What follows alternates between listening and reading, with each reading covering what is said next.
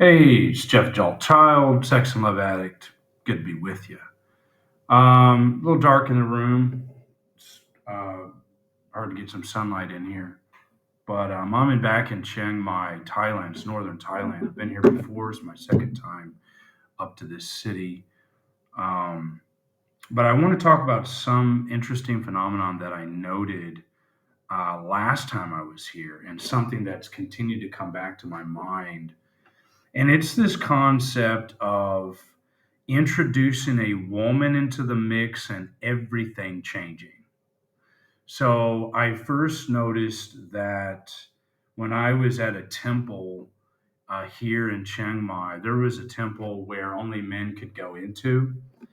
And I remember being outside that temple, standing there, leaning back, and looking out at the women and how they could not enter. And some of them were pissed off. And I was gloating. I was loving it. I was like, haha, you can't come in here. I'm safe. You can't get me. Fuck off. That's your problem. And if you try to come in, if they tried to come in, none of them did try. They were respectful. But if they tried to come in, I would say, "Excuse me, this sign says women aren't allowed in here." And I was ready to get them.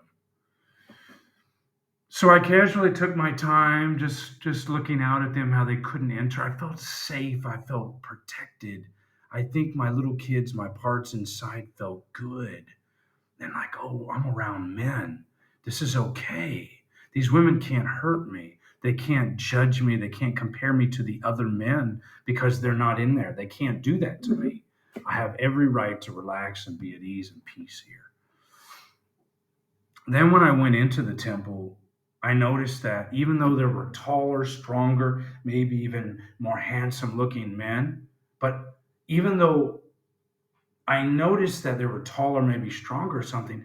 Those constant ideas that I must compare myself to them went away. The competitive nature, all that crap dissipated because there were no females around.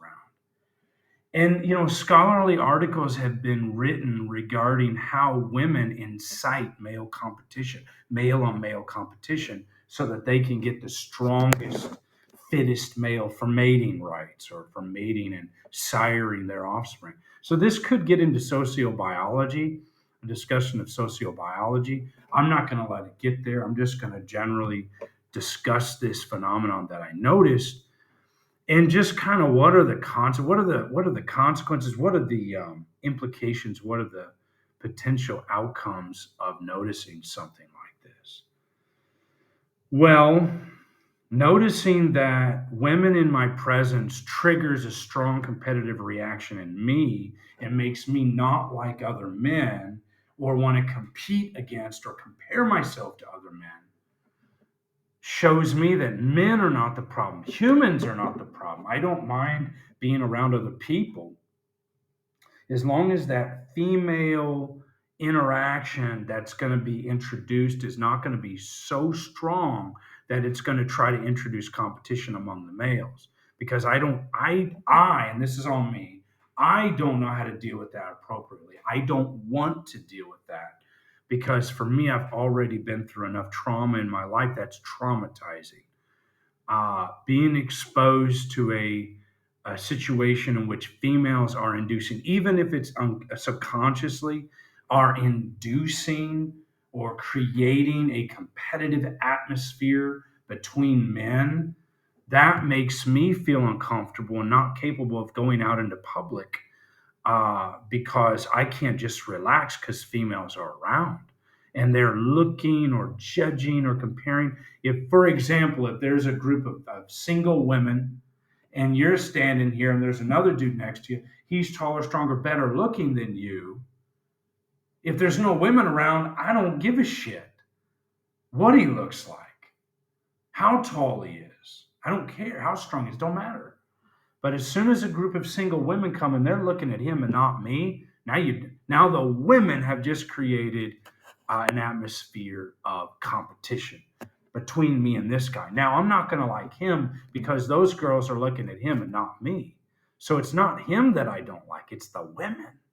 It's the way the women behave, And women are behaving at such a basic primitive level that they don't even know they're doing it. Or if they're doing it, they feel they have the right to do it. They don't care. They don't give a shit.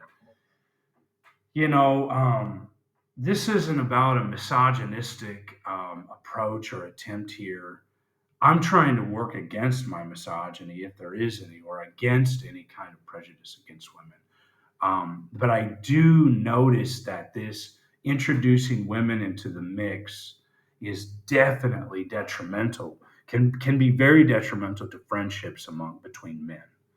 And it can also create such an atmosphere of competition that instead of working together and cooperating, men are going to fight each other, and there's going to be less unity and less cooperation because they want to mate. They want the mating rights. Anyway, when I was in that temple that only allowed men, it was at the Wat Chedi or something. I can't remember.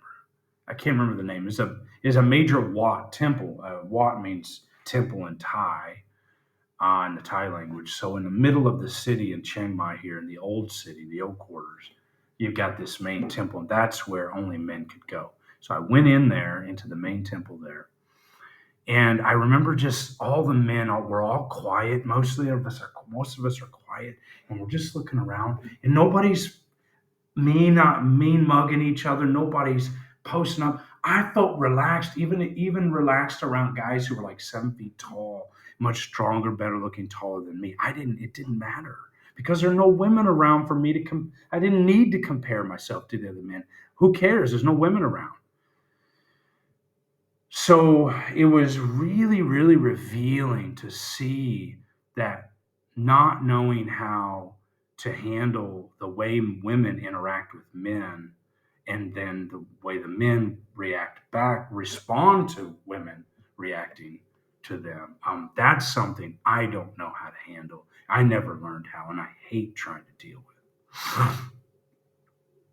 But this just makes me think, how many wars could be averted, how much bloodshed, how much negative competition can be avoided if we were to pull back away from women and not be so concerned about their needs, their wants, instead just focusing on broship, on brodoms, and hanging out with bros, getting to know dudes, being buddies with guys, getting to know them, smiling at other men in a non homosexual way, in a platonic, purely manly way, and really getting to know other guys, and pushing the women out.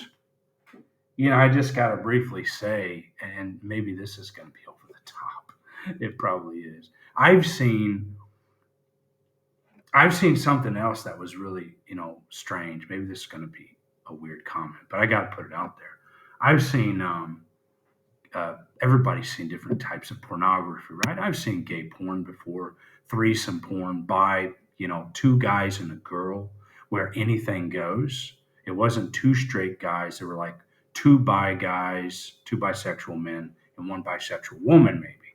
And when those men were together in that scene, the men were really clouding out the woman. She seems so meek and small and insignificant in that sexual act.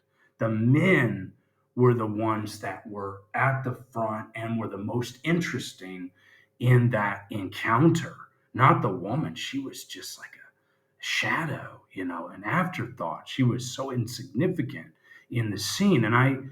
And just taking that scene and then looking at it in terms of what are we capable of as men in a non-homosexual way, but what are we capable of as men if we were to just focus on how powerful we can be as men united without letting women get in the middle of everything.